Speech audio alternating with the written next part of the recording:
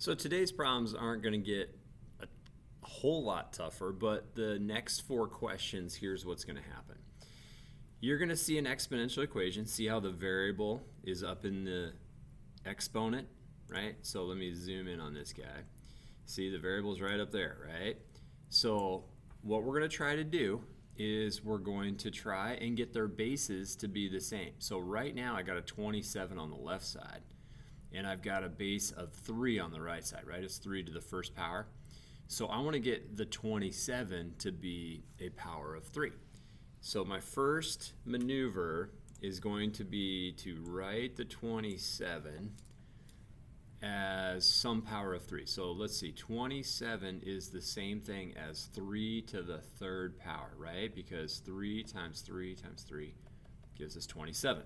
So I'm going to come back over here and I'm going to put down 3 to the third power. Okay, that's my 27 right in there, right? That's equivalent to 27. And then I'm going to raise it to the power right there. That's already there. I can't get rid of that x minus 1 power. And then we've got 3 to the first power. Okay, let's simplify the left side. We've been saying now for a few days that when you raise a power like 3 to another power like x minus 1, you multiply those two together. So I'm going to multiply, oh jeez, why is my handwriting so messy? I'm going to multiply 3 times x minus 1 right now. So you got to distribute that through, right? That 3's got to be distributed through. That's equal to 3x minus 3. Okay, that is my exponent. This guy right here is my exponent. Okay, so now I'm going to put that back down here. I'm going to go 3 to the 3x minus 3. So do you see what I did there? I took 3 times the x minus 1, but I had to distribute it through. And now on the right side of the equation, I've got 3 to the first, right? I still have 3 to the first. That's not new. On the right side, I've had 3 to the first the whole time. It was on the left side that I've kind of changed the way it looks. I've now got 3 to the 3x minus 3. That expression on the left side is equivalent to 27 to the x minus 1. I just changed the way it looks. Now notice this. The bases are equivalent. I got a 3 as a base on the left. I got a 3 as a base on the right. So I'm going to set their exponents equal to each other. So I'm going to set 3x minus 3 equal to 1. So 3x minus 3 equals 1.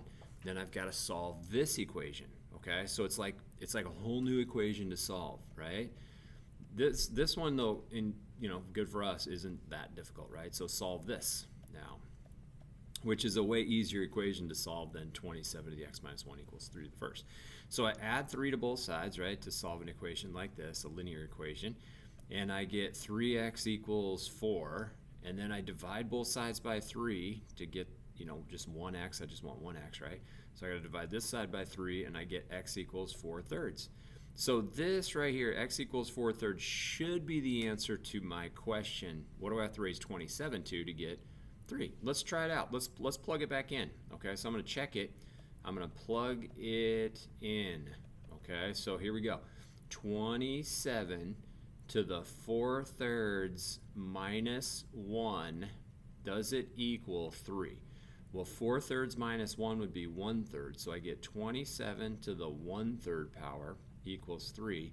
What does 1/3 power means? It means the same thing as the cubed root of 27. Does that equal 3? Check mark, it sure does. Yes. So I've just solved the equation. I just checked my answer. It works out. I hope you can do the next 4 problems. I'm just going to be walking around helping you out. If I didn't make something clear, stop me and we'll figure it out. Thanks, everybody.